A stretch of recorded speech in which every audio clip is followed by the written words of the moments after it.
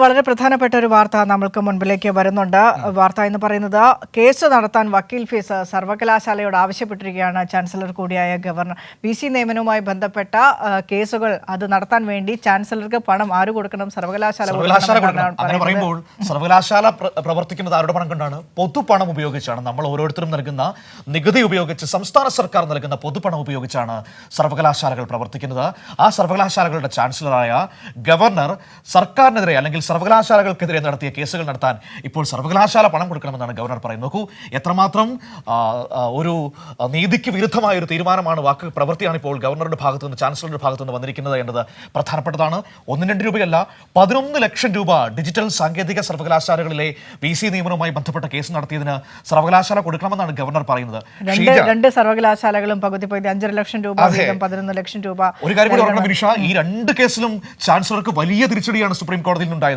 ആ സർവകലാശാലകളുടെ അതിൽ രൂപീകരിച്ചിരിക്കുന്ന എല്ലാ ചട്ടങ്ങൾക്കും വിരുദ്ധമായിട്ട് ചാൻസലർ പ്രവർത്തിക്കുന്നു, അതിനെതിരെ കേസിന് പോകുന്നു. ഒടുവിൽ സുപ്രീം കോടതിയിൽ നിന്ന് തിരിച്ചടി നേരിടേണ്ടി വന്നതാണ് നമ്മൾ കണ്ടത്. ഷീജ തിരുവനന്തപുരത്ത് നമ്മളോടൊപ്പം ചേരുകയാണ് ഈ വാർത്തയുടെ വിവരങ്ങൾ നൽകാനായി. ഷീജ, നമ്മുടെ സർവകലാശാലകളുടെ പൊതുപണം കേസുകൾ നടത്താൻ ഗവർണർക്ക് കൊടുക്കണം എന്നാണ് ഇപ്പോൾ ചാൻസലർ ഉത്തരവിട്ടിരിക്കുന്നത്. തീർച്ചയായും മനു, വിനിഷ, അതായത് ഈ പറയുന്നത് മനുവും വിനിഷയും സൂചിപ്പിച്ചതുപോലെ തന്നെയാണ്. നമുക്കറിയാം, ഡിജിറ്റൽ സാങ്കേതിക സർവകലാശാലകളുമായി ബന്ധപ്പെട്ട് ഉള്ള കേസ് അത് ഏത് രീതിയിലാണ് ഹൈക്കോടതിയിൽ നിന്ന് ചാൻസലർ കൂടിയായ ഗവർണർ തിരിച്ചടി നേരിട്ടതെന്നും അതേ തുടർന്ന് സുപ്രീം കോടതിയിലേക്കടക്കം അദ്ദേഹം പോകുന്ന ഒരു സാഹചര്യം ഉണ്ടായിരുന്നു. ഇപ്പോൾ ഈ സുപ്രീം കോടതിയിൽ ഇതുമായി ബന്ധപ്പെട്ടുള്ള കേസുമായി പോയതിനാണ് അതിനുള്ള ചെലവ് അത് സർവകലാശാലകൾ വഹിക്കണം എന്നുള്ളൊരു നിർദ്ദേശം ഇപ്പോൾ നൽകിയിരിക്കുന്നത് ഗവർണർ.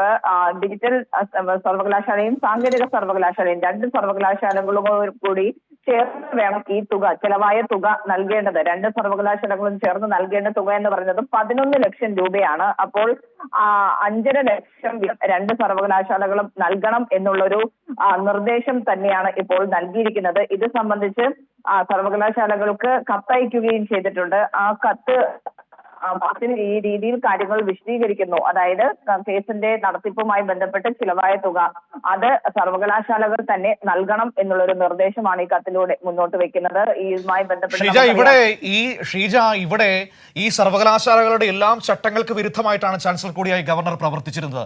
അതിനെതിരെയാണ് ഈ കേസുകൾ വന്നത്. ആ കേസുകളിലൊക്കെ ഗവർണർ തോറ്റുപോവുകയാണ് ചെയ്തത്. എന്നിട്ടും ഈ അതേ സർവകലാശാലകളിൽ നിന്ന് തന്നെ അതിന് പണം ഈടാക്കുന്നു, അല്ലെങ്കിൽ പണം എനിക്ക് നൽകണം എന്ന് പറയുന്നത് എത്രമാത്രം നീതിക്ക് നിരക്കാത്തൊരു പ്രവൃത്തിയാണ്. തീർച്ചയായും മനു, അത് അങ്ങനെ തന്നെയാണ്. കാരണം ഇതുമായി ബന്ധപ്പെട്ടുകൊണ്ട് സർവകലാശാല ചട്ടങ്ങൾ കാറ്റിൽ പറത്തിക്കൊണ്ടുള്ള ഒരു നടപടിയാണ് ഗവർണറിൽ നിന്നും ഉണ്ടായിട്ടുള്ളത്. ചാൻസലർ എന്ന നിലയിൽ ഗവർണറിൽ നിന്നും ഉണ്ടായിട്ടുള്ളത്.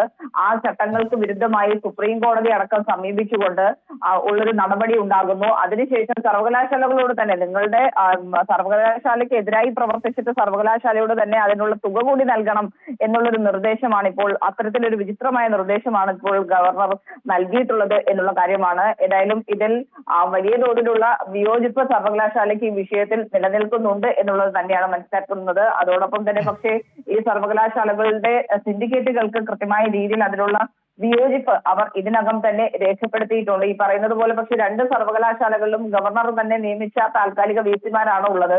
അപ്പോൾ VC-മാർ ഇത് അനുവദിക്കണം എന്നുള്ളൊരു നിലപാട് സ്വാഭാവികമായും എടുക്കും എന്നുള്ളതിൽ തർക്കമില്ല. പക്ഷെ സിൻഡിക്കേറ്റ് അതിലുള്ള ശക്തമായ വിയോജിപ്പ് രേഖപ്പെടുത്തി തന്നെ മുന്നോട്ട് പോകാനാണ് നിലവിൽ ഇപ്പോൾ തീരുമാനിച്ചിട്ടുള്ളത്.